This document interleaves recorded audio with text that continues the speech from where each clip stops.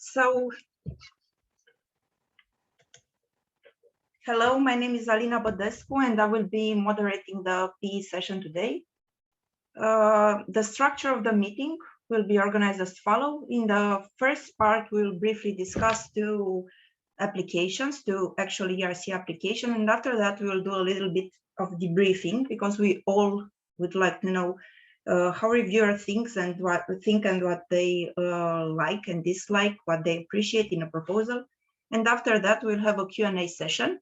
So please, if you have questions, write them in the chat section, and in the last minutes, I will read them out loud.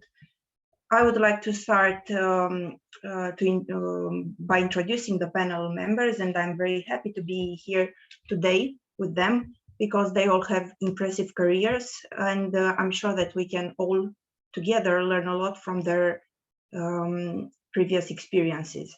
And I will start with Professor Forró, that has created and is currently directing the Center for Complex Quantum Matter at the University of Notre Dame, USA. Throughout his career, he received many honors and awards, including ones from the Croatian Society of Natural Sciences and the Serbian Material Science Society. He is also a Doctor Honoris Causa at the University of Szeged and the Technical University of Budapest, and also a member of the Hungarian Academy of Science, the Croatian Academy of Science, and the Serbian Academy of Science. Also together with us is Professor Jansen, that is a specialist in earth science at the University of Bergen in Norway, and he's also the academic director of Academia Europaea Hub in Bergen, and as well a board member of Academia Europaea.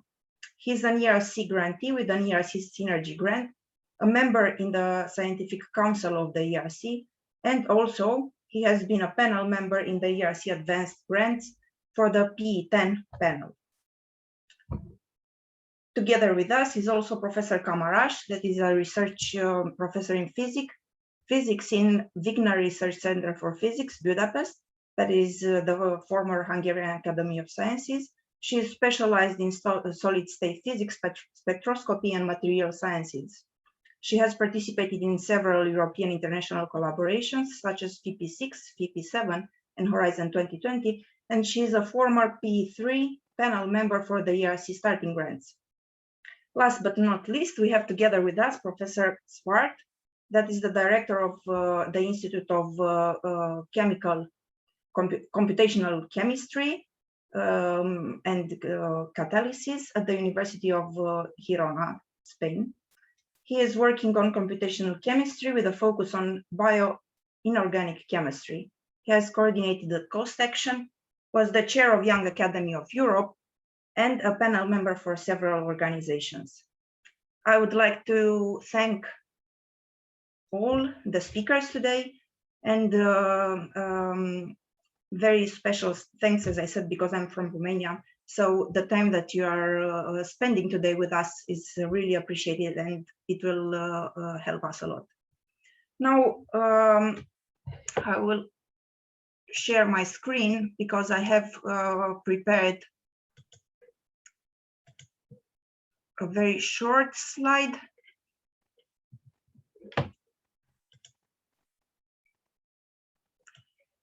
that briefly describes the evaluation process for the ERC Starting Grants. As you all know, is a two-step procedure. In the first step, just the B1 part of the proposal is analyzed, and if successful, in the second evaluation panel, both B1 and B2 parts will be discussed together with comments from external reviewers and the actual interview of the applicant. Today we'll not focus on the interview, but we will try to replicate as close as possible such an evaluation panel. And I will act as panel chair. Also, each of the two proposals that are going to be discussed will have a lead evaluator, just as in a normal evaluation panel. The other members of the panel will add up variable comments. We will keep the confidentiality of the applicants And also I should mention that for educational purposes, we have included in this discussion 2 proposals that are in P8 and P4. Normally they will not end up together in the same panel, but as I said, for diversity, we include them both. So without no further discussion, let's start this panel. And we will start with the first proposal that is in P8, Products and Processes Engineering. And I will give the floor to Professor Kamarás, that is the lead evaluator of this proposal. Professor Kamarás. Okay, thank you, Alina. So if I understood correctly, what will happen now is that we will only the 4 of us, the 5 of us, you included, have seen the proposal. And we will not talk about the proposal and not talk about the details of the proposal because we want to preserve the confidentiality. What will happen is that I will talk to the people, to these 4 people will understand what I'm talking about. Everybody else will just listen and figure out what kind of questions are put in such a panel. Am I right? Yeah, yeah. Okay, Totally. so then everybody in the guests have seen the proposal. This is, but my opinion that the science is very good and interesting. It's very nicely written. They here has a few very a few figures which illustrate very nicely what he wants to do. It is about a very contemporary problem of colloid freezing. It's called free, whatever the name, we don't say the name. So it's about the freezing of colloids, which means that you want to see how something, an aqueous suspension consisting of water and something else, goes through a phase transition to ice. And then the main idea is that they sublimate everything is frozen. They sublimate the ice, and so a scaffold remains, which you can fill with several things. And this whole process has to be modeled somehow, which is, as you might see, very complicated. Partly because the water and ice are very complicated, and partly because the whole dynamics of phase transitions is very complicated. The applicant has many ideas how to follow these processes, mainly with optical microscopy and X-ray tomography, for which he has developed that and wants to further develop a specific method at the synchrotron in France. So the methods are also very up to date. What now to the little small criticism what I would have. All in all, the proposal B1, what I had first, convinced me that we really should have invite this person and have give him the possibility of an interview and ask him, but I also wanted him to ask some questions. And the questions were actually partly of the science, but partly of the organization and independence of the PI. And this is a very interesting proposal. It was absolutely, I think we chose it random, but this brings us to something which is almost an ethical problem, or at least non-scientific. He states at the beginning that he has done his PhD somewhere, and then he went to do postdoc somewhere else, in a different laboratory, where he published a science paper with himself as the first author, and then went back to his home country, and he wants to develop this method further. And then he mentions 2 things which are very interesting and which might happen to other people, and that's why I mention it, and I think that I want to concentrate on this. He mentioned one thing. He mentioned that his supervisor, with him who he wrote the science paper, has obtained a large grant and an award for this discovery. And also that when he left, another paper appeared which was on the same subject but without him. So in principle, he is accusing somebody of not quite using decent methods when going further with this idea, but then he doesn't care about this. And this is something what I would definitely ask in an interview. Obviously, since the project was funded, he has answered right, but it's also a note to everybody who might be in such a situation where he feels that his contribution has not been as much mentioned as he thinks it should be. If you do it the right way, then you will be in the situation that you can explain that you feel this is your idea, this is mine, I have done this, I want to further go on with this scientific program, and this will not be regarded as something really bad, but you have to do it in the right way.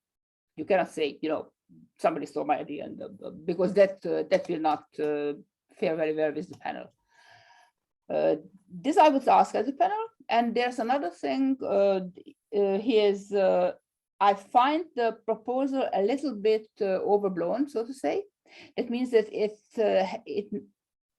the introduction starts with for non-specialists, but it says in a repetitive way that this is very important. This includes mathematics, optical properties, applications, physics, chemistry, all kinds of things. It's not quite as specific in the science or deep as I think a proposal should be. But anyways, it brings up all the, it shows that the applicant is well prepared, has a good idea, has good ideas. He had a previous grant from his own country to develop this, so he has new results since then, and he is obviously qualified to work on this. So I would really invite him to an interview. One more thing, he cites his previous papers, and this again something I want to mention. The papers he cites in the proposal as his main papers are the so-called papers as main author, meaning first or last.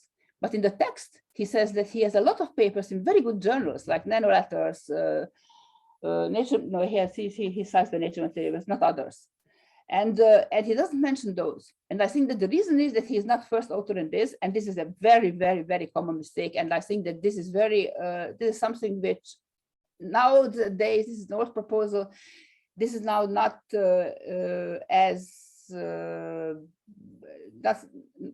not so much emphasis is put on this, but what you should do, I say this to all applicants, you should cite your papers that you think are yours, where you think you put the most work into it, and you should explain. You have enough space to explain what exactly your contribution was and why you think this is important in terms of the proposal. So you shouldn't be that formal. I think I'm about overstep my time. So I would say for the B1, if I were a B1 panel, I would say this is interesting. It's in some critical points, it's honest, and I would invite him for a presentation. Thank you. Okay, thank you very much, Professor Kamarás. Now I will leave the floor open for discussions for the other panel members. What would they like to highlight? Good and bad aspects regarding these proposals?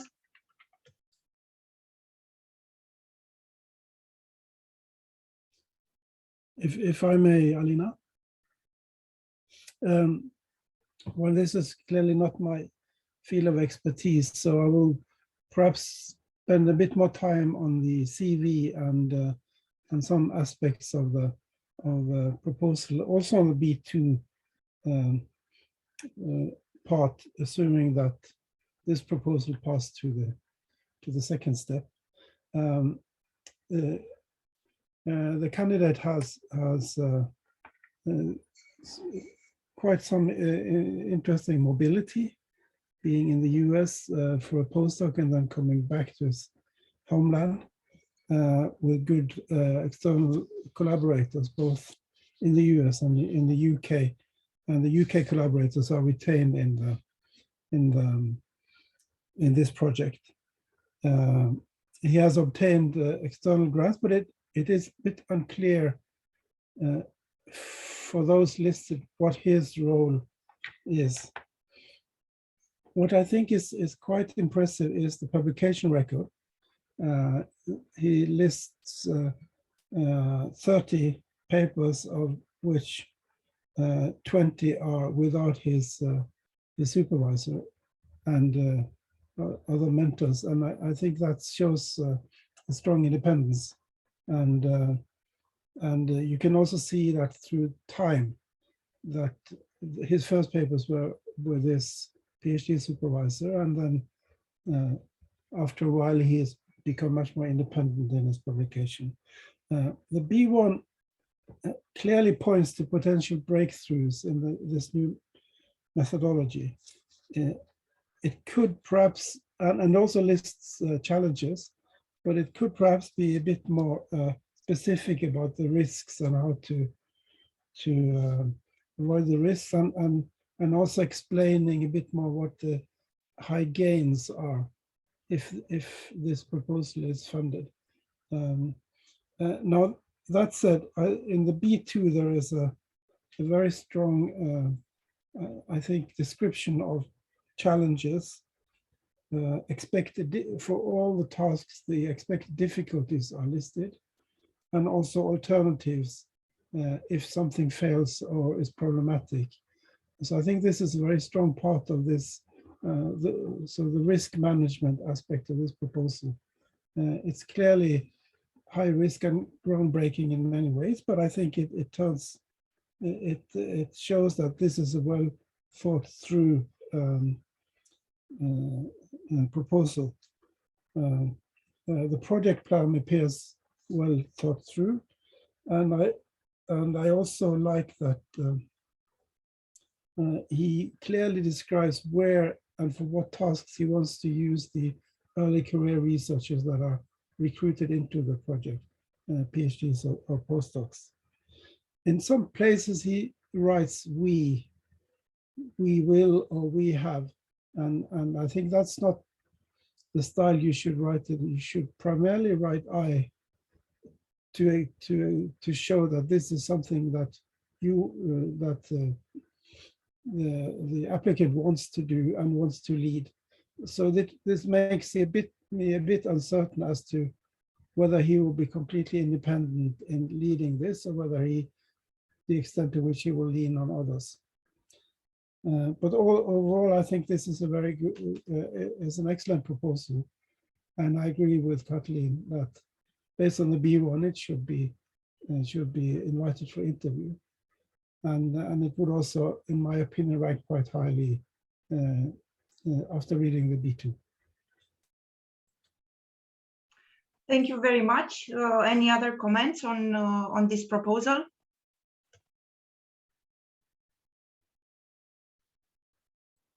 I have a question. There's a question to me, Alina. Should I answer it now László, or later? oh, I'm sorry. Yes. So I was in P3 panel in the consolidated grant, and for me, when a proposal was high payoff and it fails, it's not a tragedy.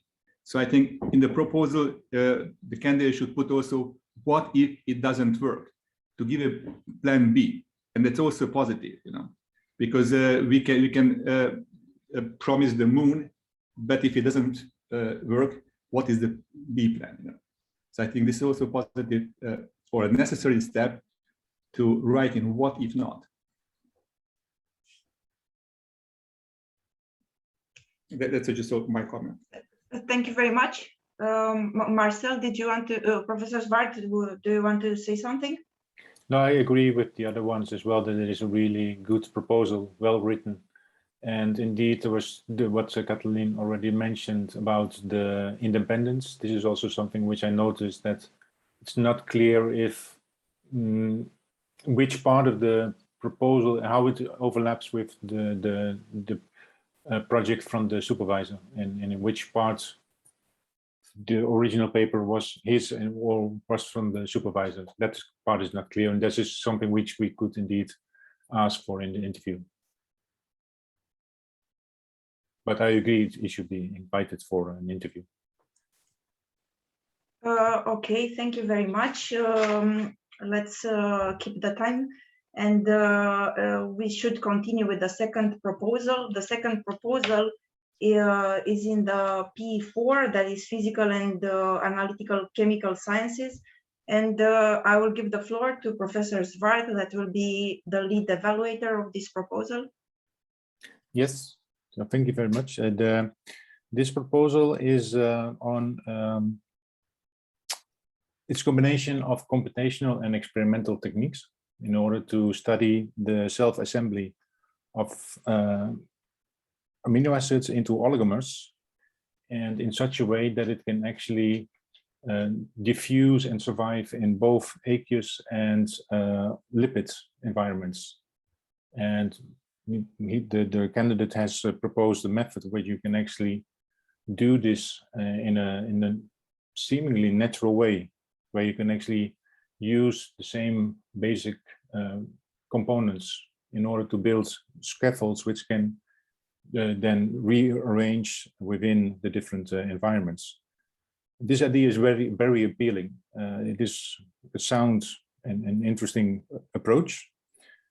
And also because it has the different ingredients, so based on natural peptides and non-natural peptides. This is a strong point.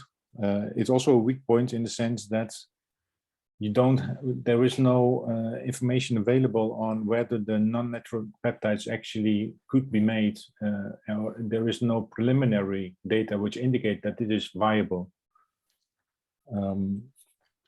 The good thing as well is that there is a combination of computational and experimental techniques. So based first on computational methods, make a prediction on what would be the components of this self-assembly, how you can actually make sure that if you have monomers that you actually form the oligomer in the scaffold. Also have a study on what is the equilibrium between the water and the lipid phase, and try to establish the barriers involved from going from one to the other environment. So this is all really well thought through.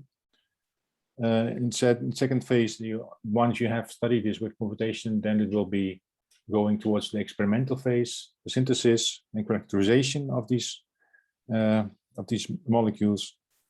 And then in the third phase, once you have done that, you have characterized the whole system and confirmed that indeed this is corresponding to the computational.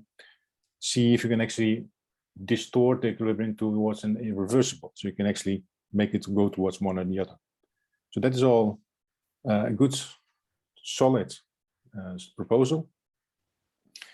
Indeed, it is also high risk because, like I said, there is involves the non-natural, some non-natural molecules, and this is one part where you don't know a priori if that is going to work. So this is a high risk case. There's a number of things as well. There's some disadvantages of this proposal, and like I already said, there is no preliminary results included with actually to show that it might work for the non-natural molecules. The methods in the computational part, it's not clear in the B1, but also in the B2 more specifically. But in the, for instance, it is mentioned that quantum mechanics will be included, but it's not argumented why we have to do the quantum mechanics. Well, MD with biophysical methods might be sufficient to actually do this study. Finally, also the gain. So there is a high risk, but I'm not convinced that there's a high gain. So in the end, you will get the system, but then what can you do with that? And there's one thing, but there's also mentioning of a Marie Curie grant on the same topic, and it is not clearly specified in which way the proposed project is different from the fellowship from the Marie Curie grant.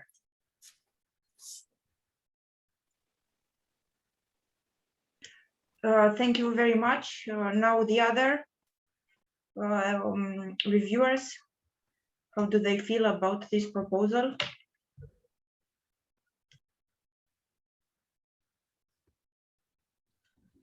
So you wouldn't invite him? No, because based on the doubts about the methods and the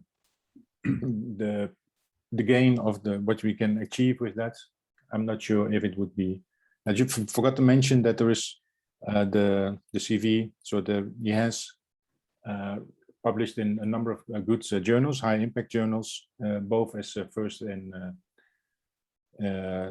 co-author, and he has shown really his independence already to a large degree.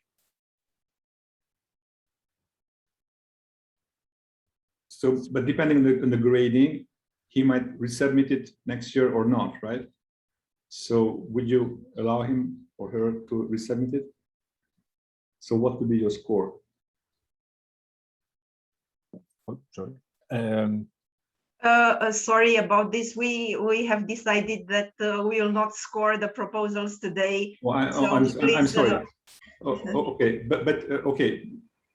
Not even give a hint how well difficult is the or how the error, how big are the errors?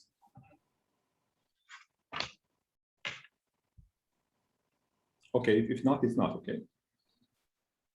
Well, if the project is not promoted to step 2, it will not be resubmittable the next year. Then there's a 1 year waiting time. Yeah. Alina, if I may say a few words, this again is outside of my expertise, but I think it's a quite good proposal, and seems to be doing original work with original ideas that may lead to very interesting results. Concerning the candidate, he has done substantial mobility, especially a postdoc as a Marie Curie fellow abroad. He appears to have a very good international network, and some major publications, as Marcel mentioned, but it's not clear to me how independent the most interesting or maybe high-ranking publications are. It seems to be written in the group where he did his postdoc to some extent.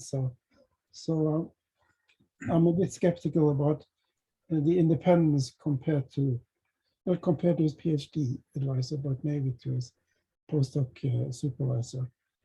And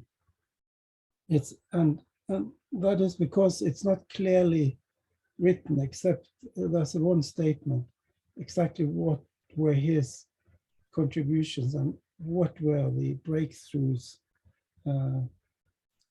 in those papers. So I think that could be better expressed, and the ERC is now more interested in not looking so much at the venue of the publication, but more the contents of the publication and how they have moved the field. So it would be advisable if more of that was included for us to assess.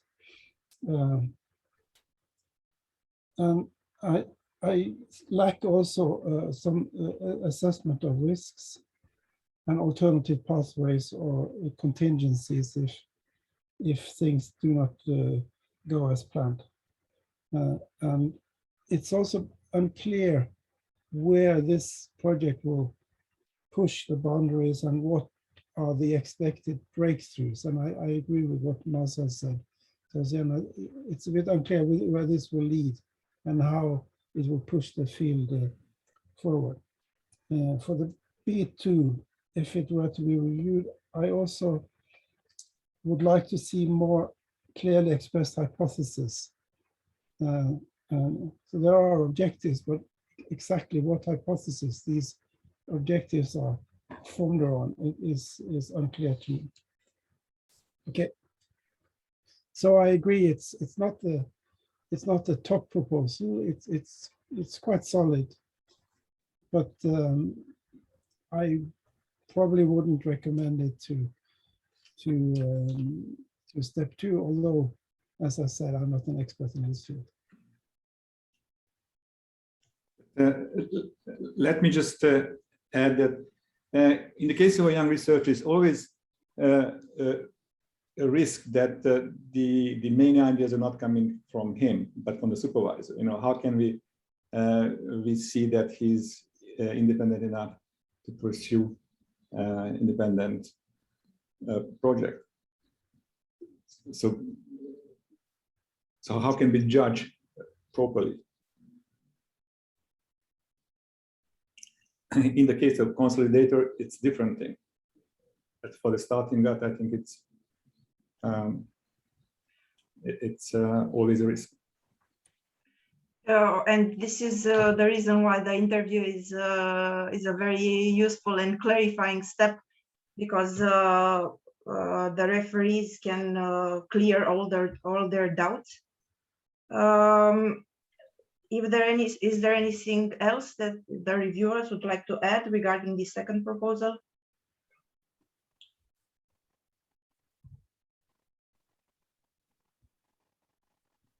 Okay, so I agree. I mean, I just didn't want to add anything because everybody before me said this already. Thanks. Okay, so today we have evaluated 2 grant proposals. We have also seen as evaluators the comments from the experts, and to summarize, both proposals were very good, I would say. Both applicants had a strong CV. There were some questions regarding the independence and the connection to the supervisor, how much was the supervisor involved or not, and how things will carry on. But probably, as I mentioned, those kind of questions would have been cleared out in an interview. So I would say that both proposals were very good, and the candidates have shown a strong publication records. Of course, as the reviewer pointed out, the first one had more publications without the supervisor, which is very important in the context of an ERC, and not only, but especially in the context of an ERC. Normally in a panel, the projects are graded, but today we decided not to grade the projects. I should mention that the first project that was reviewed is a project that actually got funded. The second one, it has been qualified as very good, but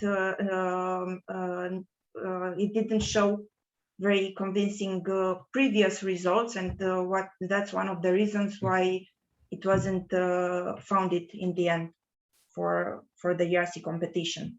Now, I think it's high time we move to the second part of this event, because I mentioned at the beginning, we are all interested on how reviewers think and what they appreciate or not, and what they like and dislike.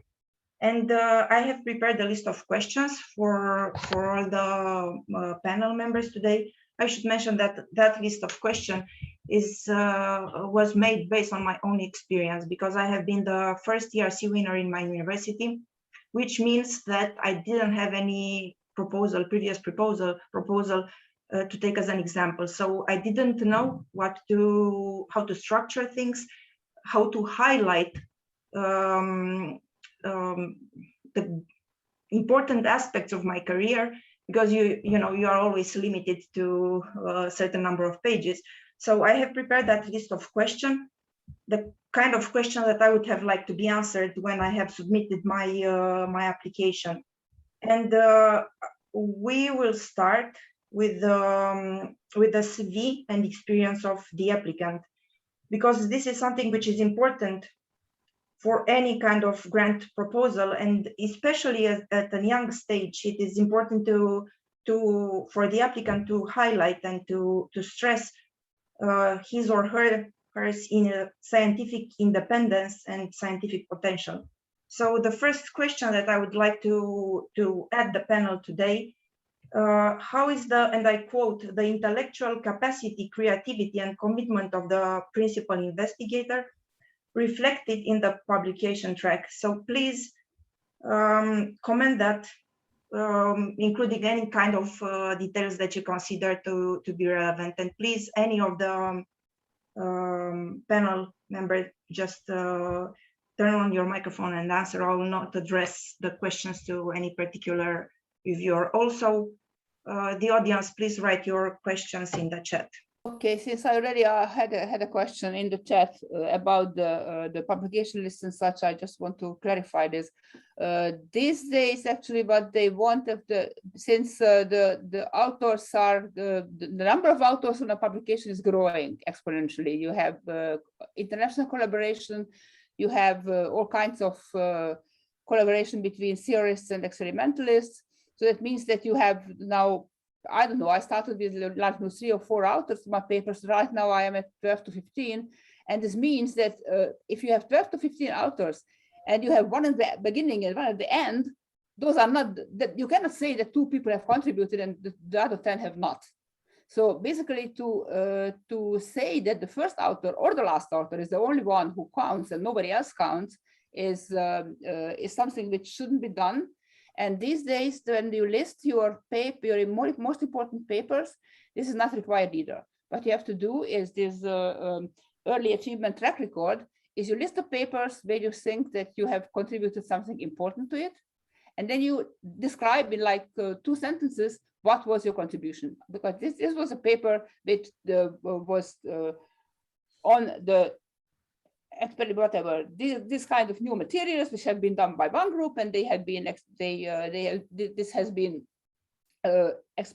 examined by this and this method by other groups. I was the main person doing the tunneling spectroscopy, and I have done and contributed to the whole paper and to the conclusions, so and so and so. This is what you should say, and you should not. This is what you have to put into perspective. So if you list 3 or 4 such papers where it's obvious that in the terms of the proposal you have contributed something important to it, this is enough for the reviewers. They will see and they will understand. Thank you. If I can add to that, I agree. And if you notice during the presentation from the person from the ERC agency, she mentioned the importance of the narrative in the CV. And that means that gives you an opportunity to write what you contributed in the different papers. And the ERC Scientific Council has now subscribed to the DORA rules. So it's not so important to name the journals. So if you have a science or nature paper, of course it can be mentioned, but it shouldn't be reflected that much in the evaluation report. It's more what the candidate or the proponent did, and that information you need to bring forward to the evaluators, and this is much more important than so and so many papers in top journals. But of course, if you publish in well-respected journals, that counts positively. But you need to point out what your contributions are.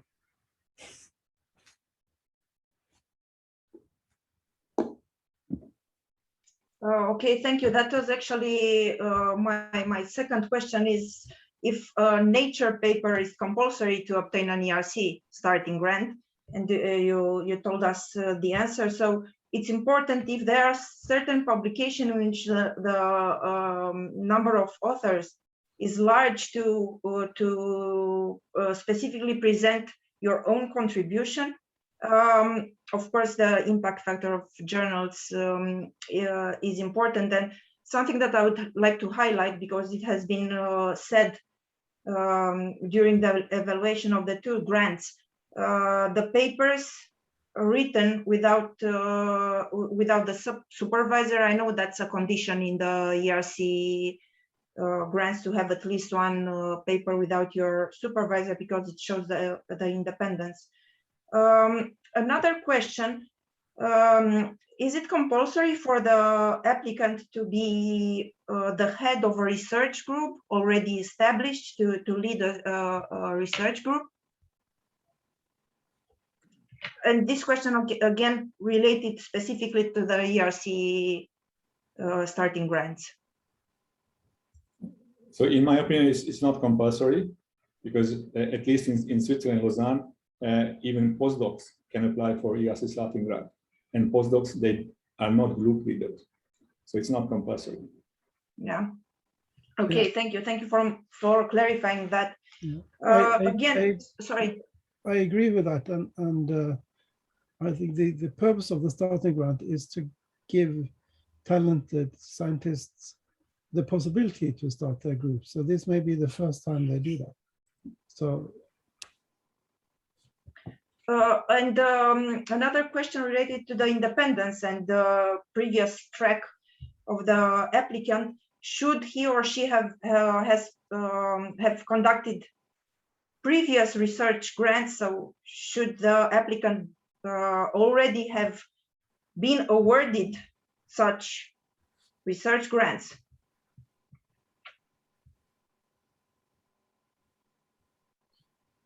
Is it compulsory for?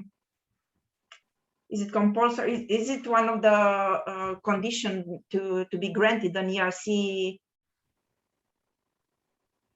award? I don't think so. It's compulsory. It's not necessary. I think the quality of the candidate is important, but whether he or she had already a big grant or any grants, I think it's not a conditio sine qua non.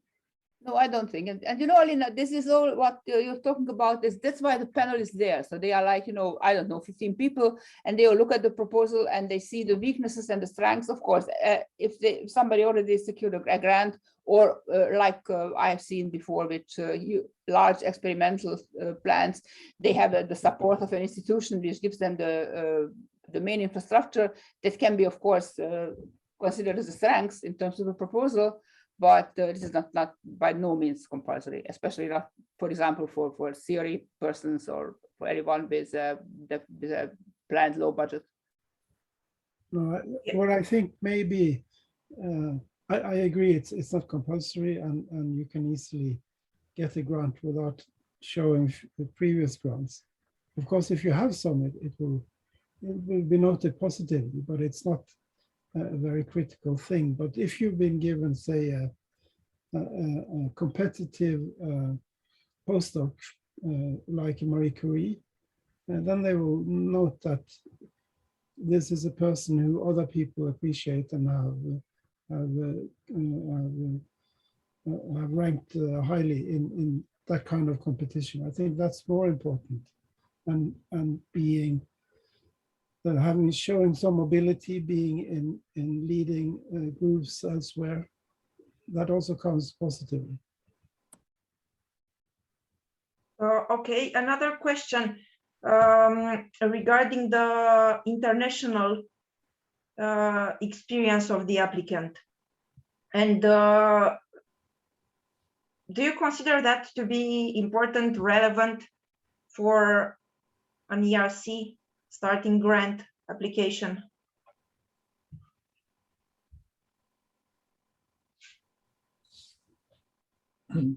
Okay, let me start again. So I think it's not once again, not a conditio sine qua non, but of course, with international experience, he broadens his view on the field, and certainly it will be reflected on the proposal itself. Yes, yes. Thank you very much. Yeah. This is actually one of the questions that I got in the interview for my ERC grant. And one final question regarding the CV of the applicant, and that is if I have missed something, or is it something that you would like to see in an applicant, something that is convincing for you that that applicant is a good candidate?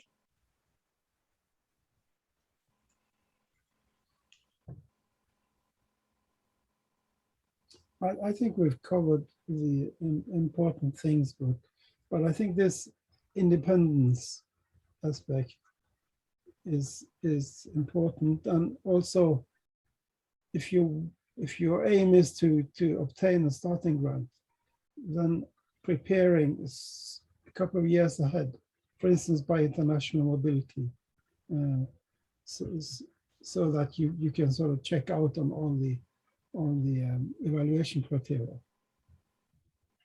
Okay, thank you very much. Now I would like to move to the questions regarding the B2 part, and I will focus on the B2 part because it's more complex. Now, regarding the idea, do you think that an ERC proposal should be oriented towards fundamental sciences or towards a specific application?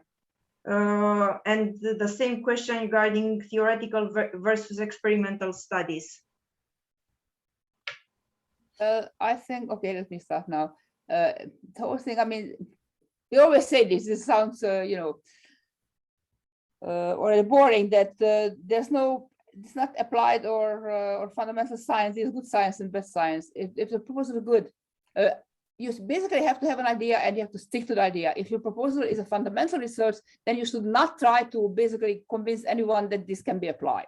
I have seen this very often, that somebody has a brilliant idea, wants to do fundamental research, wants to understand nature, and somebody maybe in the institution, they apply the PR department and they come and say, oh, this is not enough, you have to say that now I will whatever manufacture something, whatever, to save the world from fossil fuels or who knows what. So you have to know exactly what you want to find out, what you want to know. If it's important in terms of science, say that. If you think it's important in terms of applications, say that. And if it's good, then you can have a much better chance of winning anything. I agree with Katalin that what counts is the quality of the proposal. Whether it's applied or fundamental, it's secondary, it's not important. And certainly, as you said, Kati, if it's fundamental, you shouldn't sell it as applied.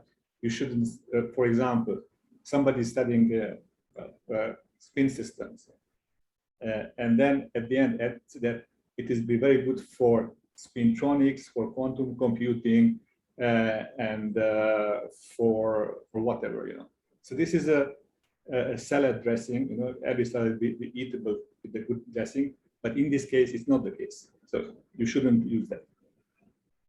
But in my evaluations, it was always a rather negative point. Okay, so consistency in the previous achievements and the proposal itself. Yes. Professor Jansen, would you? Yeah. At least in my field, which is system science, then some start with the sort of how this can address the big global issues, and how this addresses the political objectives of the European Commission. So, and you shouldn't put that in as a justification. You need to document how you move the scientific frontier in this specific area. And that is the selling point.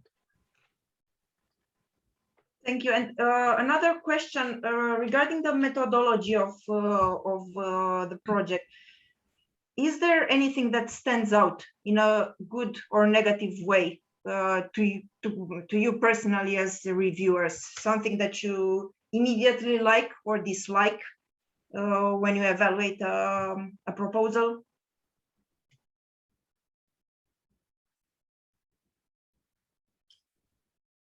I think it's important to well, this also has to do with the B1. You need to give enough information in the B1 so that the reviewers would like to see more in the B2. So you have to have enough information in the B1 about the methodology and maybe some figures showing this. I think also having, if you had a pilot study that indicates that this is a viable approach, that would help. But otherwise, I think it should be very clear who does what and what are the steps and how you develop the results. And I think the best proposal that we just reviewed had a very nice methodology chapter and showed how he would go about running the project and what type of expertise was included at each step. And a question regarding the theme of the project, and it's related to what it has been mentioned in the first part of our discussion. Is it important to have senior researchers in the proposals?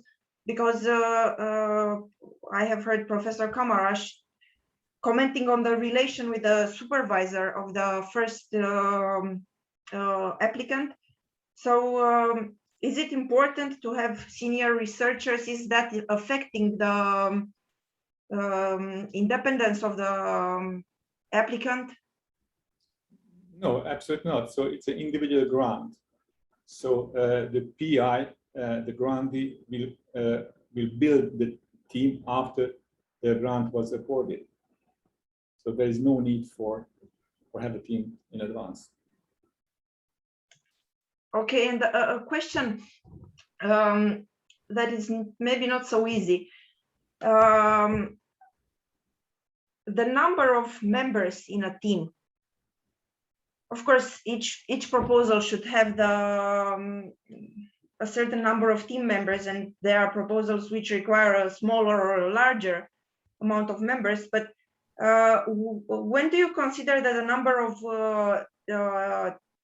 team researchers is too small or too large? I mean, are there any kind of clues that would indicate to you as a reviewer that the number of members in the team is not appropriate for that proposal?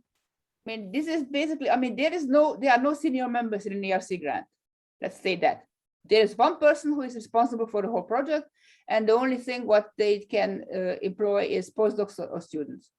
And this is in the budget, this is in the research plan, that you can say, oh, okay, now 2 people are too much for that, or 2 people are too little for that, or they cannot do it, that you can say. But the lack of senior members, that's another, we shouldn't go into that. I don't think it's a good idea, but this is it. Here there is one person who is signing a grant, and he or she is responsible. So there are no senior members. That don't think that this is a question. I also think that it seems to me for a starting grant better with a small manageable group, since these are people who don't have that much experience in running big grants and needs to show independence and leadership. So no senior people involved, and the important thing is if you employ, depending on, of course, on the salary levels in each country, a number of postdocs or PhD students, or maybe a few master students, it's important that their tasks are specified so that these costs are justified, because they will look at the panel will look at the costs, and they will see whether why do you need this postdoc and why do you need this PhD? What will that person do? So spend some time addressing exactly why you need these people and what they will do. And I think it's not so. Of course, you can have collaborators, and it's good to show that you have a network, and for specific tasks you will be assisted by by laboratory there or there. But it needs to be shown that the PI is in control of the whole thing. Okay, so I would sum up, there should be a correlation between the costs, the tasks of each team member and the results. That is for a good proposal. Now, one final question, and I think that is very important for EU13 at least. Should the applicant already have the experimental equipment needed to conduct the research outlined in the ERC proposal? Do you think it's important? But that depends on the equipment. I mean, you have a specific budget, and then you can decide whether you want a bigger piece of equipment or you want more people. Of course, if it's a large part of a large equipment, then you have find some place at the host institution. Very often, when it's a big place for equipment, they already commit to start up some part of the infrastructure, and then you just buy one little part which is within the budget. That is of course positive, because then you think that you have more possibility for success of the proposal. Okay, and one final question from my side, and it goes for all the panel members. What would be the most common mistakes that applicants do in proposals, if is something that you would like to share with us?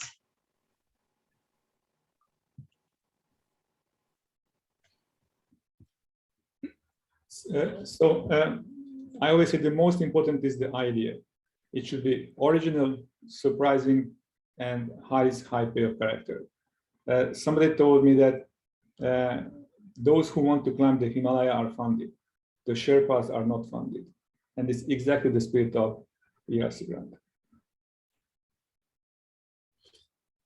I agree with that. It's, if you don't have a very good idea, and this is original and will move the research front at least to some extent, then this is not the right place to put your idea. So you need to have an original idea. But I think the one error that I often see when I review proposals for people from my own institution is that they often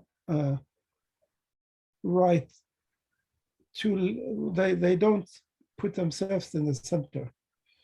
They say, we will do this and we will do that, instead of saying, I will gather a group under my leadership to do this and this and this, and this will lead to these breakthroughs.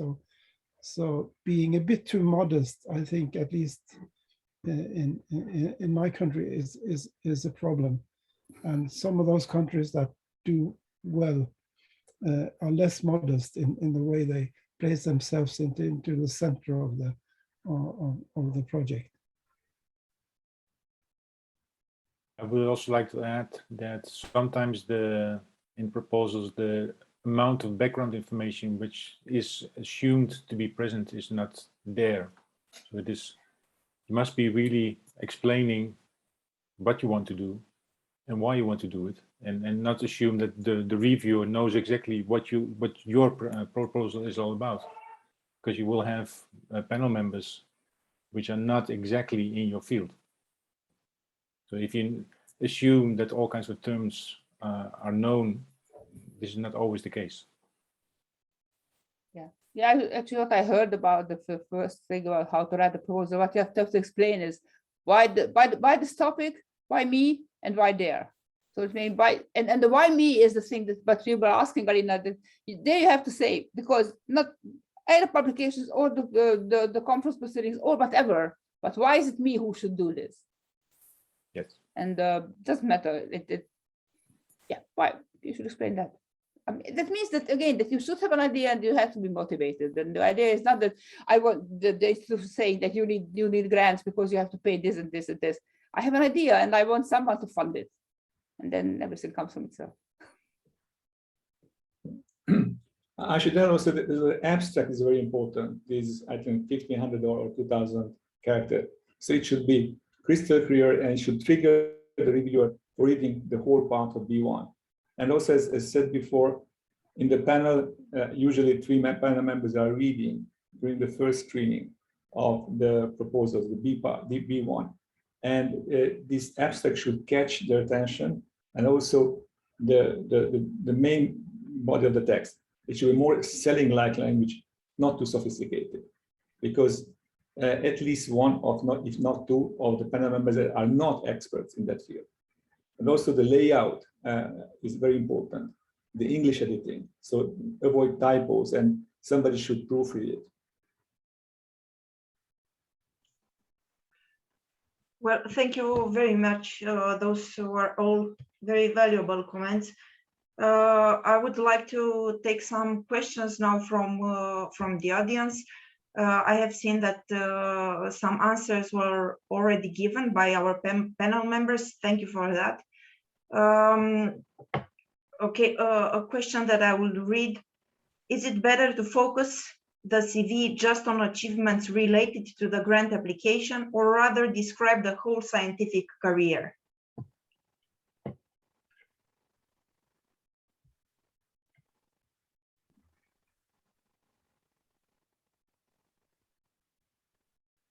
I would say specific, if you have background which is really specific for the type of topic that you want to study, this will give you an advantage of explaining why you, more than the scientific career that you have been in Oxford, in Princeton, whatever.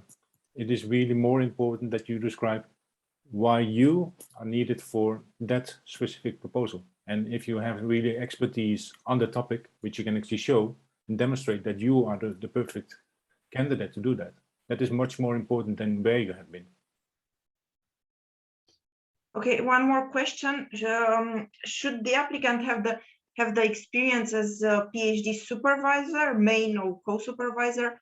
What if the PhD students are still ongoing, have not graduated yet? Or master students, does it count?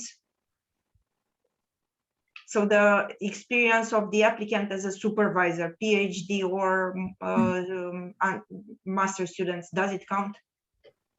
I think it's a detail. It's not really important.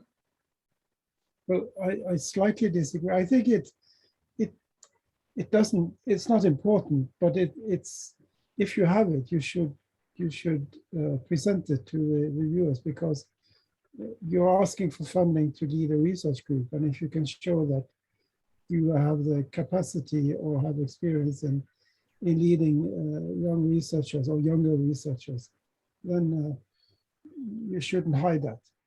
Exactly, it's not required, but it is it's a positive thing. Yeah. So it's important for the CV to use all the positive elements you have in your background, but you will not be faulted if you don't have it. Okay, and one final question, because it is already 5:10.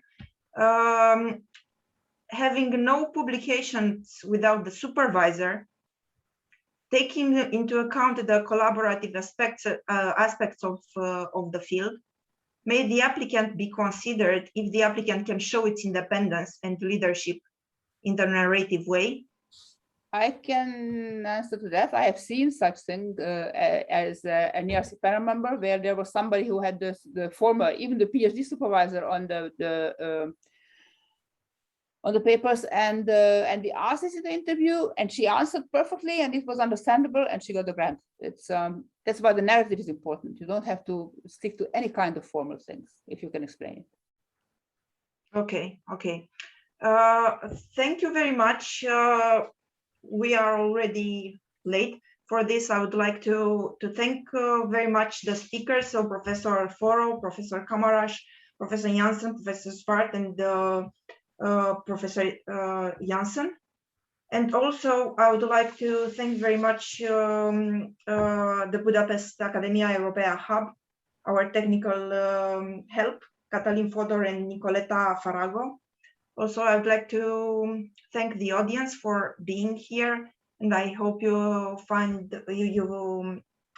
this event useful. And we are hoping to see you again in our future Young Academy of Europe events. So thank you very much. Thank you, and good luck. Thank you, Alina. Thank you. Thank you.